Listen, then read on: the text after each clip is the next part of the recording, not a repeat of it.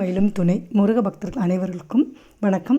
இந்த 48 நாள் விரதம் தைப்பூச விழா 2025 பிப்ரவரி 11 வரப்போகிற இந்த தைப்பூச விழாவை 48 நாள் விரதம் எடுத்துகிட்ருக்கிறவங்களுக்கு ஓகே, என்னால் 48 நாள் விரதம் எடுக்க முடியல அப்படின்னு சொல்கிற நிறைய பக்தர்களுக்கு 21 நாள் எடுக்கலாம் அப்படின்றது இதில் இருக்குது.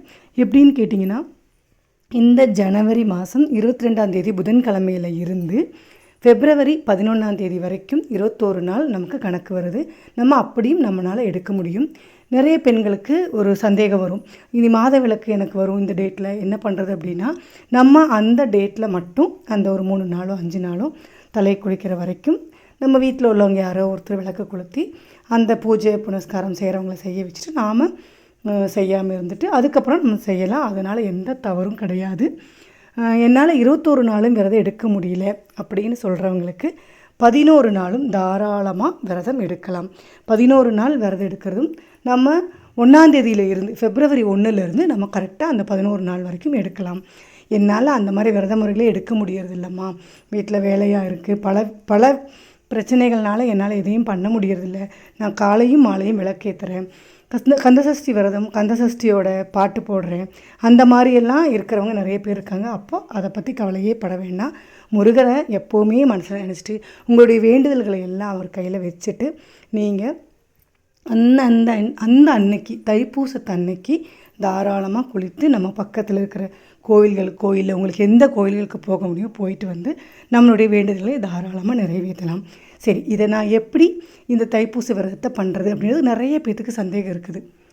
முடிந்த அளவுக்கு நம்ம பிரம்ம முகூர்த்தம் அப்படின்ற டைமில் எந்திரிச்சு அந்த 6 மணிக்குள்ளே விளக்கேற்றி நம்மளால் முடிஞ்ச எந்த பாராயணம்னாலும் கந்தசஷ்டி கவசம், அப்படி இல்லைன்னா வேல்மாறன், உங்களுக்கு எந்த கந்தர் அலங்காரம், என்ன கந்தன் அனுபூதி, நிறையா பாடல்கள் இருக்குது. அதில் ஏதோ பாராயணம் பாடி திருப்புகழ் பாடி நம்ம சாமி கும்பிடலாம். சின்னதாக ஏதாவது ஒரு நெய்வேத்தியம் நம்மளால் ஒரு கல்கண்டோ பழமோ ஏதாவது ஒன்று சின்னதாக நம்ம சாமிக்கு வைக்கலாம்.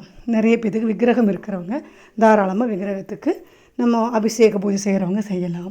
இல்லை நான் எதையுமே இல்லை வெறும் படம் தான் இருக்குன்னா தாராளமாக அந்த படத்துக்கு சந்தனம் குங்குமம் பொட்டெல்லாம் வச்சு பூவெல்லாம் வச்சுட்டு நம்ம தீப ஆராதனைகள்லாம் காமிச்சிட்டு நம்ம நெய்வேத்தியம் எப்பொழுதும் நம்ம நீரும் நம்மளுடைய தண்ணி தீர்த்த தண்ணின்னு சொல்லுவாங்க, அந்த மாதிரி தண்ணியும் ஏதாவது ஒரு நெய்வேத்தியம் பழம் வைக்கலாம்.